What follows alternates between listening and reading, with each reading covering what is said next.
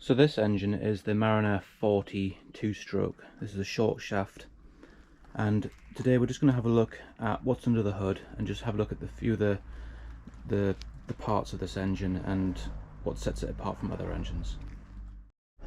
So we'll just go ahead and take the lid off. That's done round here. You've got a little lever that you depress and you can lift the cowling straight off. Now, being a pull start, you've got the pull starter here, the recoil assembly. You can get this engine in electric start as well. I don't know if it still has the recoil starter on it as well. Some engines do, some engines don't. I think it just depends on the spec. So with the cowling off, we'll look at the front of the engine here first. We've got the ignition on off, down is off, up is on.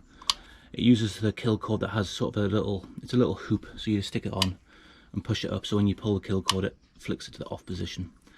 Next to that we've got the manual choke, which when pulled opens and closes the choke.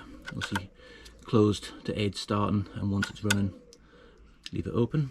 And to the right of that we have the fuel connection here, which is a typical Mariner connection.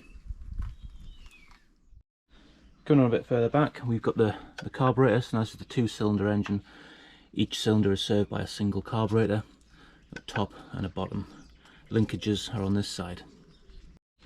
So at the midsection of the casing here we've got the gear selector, which is easily operated. It moves better when the engine's running because it'll engage. At the moment it's catching on the pinion gear, but forward, neutral, reverse. Right at the back here on the left we've got the ignition units. So we've got the rectifier, CDI unit, and down here we've got the ignition coil. It's a single ignition coil that serves both top and bottom cylinders. Right at the back here we've got the cylinder head. In this section here, held on with 4 bolts, is the thermostat.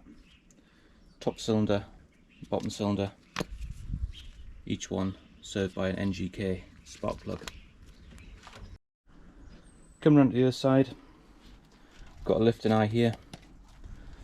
We've got the exhaust jacket with this pipe here, goes off to for the telltale.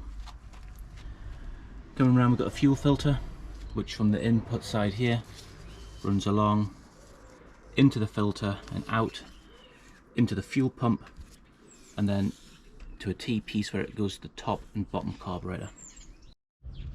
On this side as well we also have the tiller arm, which is also the throttle. Coming down we've got the data plate, which states the Mariner 40M, the midsection, and then the gearbox.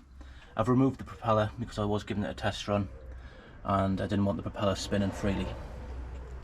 Just coming up the propeller here, this is a 13 spline hub. Quite often they have the information written on the propeller itself as to what the pitch is, but it doesn't appear as if this one's got it on. So coming right down here to the gearbox, we've got the gearbox drain and filler, little plugs that you can see. And that's about it for an overview of this engine. Not much more to show you. One thing I will say about these engines, as it's shown on the data plate here, it says a Mariner. It's a 6E9S, which is a short shaft. Now it's made in Japan under license for Mariner, and effectively these are Mariner engines. If you're struggling to get parts for one of these Mariner 6E9s, have a look at the equivalent of the Yamaha two-stroke, and if you look at the parts diagrams you're not a million miles away. Parts are pretty much interchangeable. As long as you're looking for a 40M on the Mariner side or a 6E9 on the Yamaha side, 9 times out of 10 the parts will fit. Just compare them first and they will probably fit.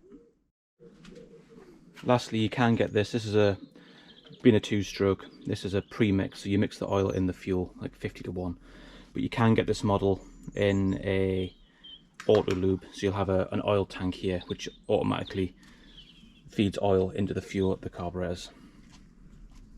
So that was a brief overview of that engine, so give it a thumbs up and subscribe if you haven't already. Thanks for watching.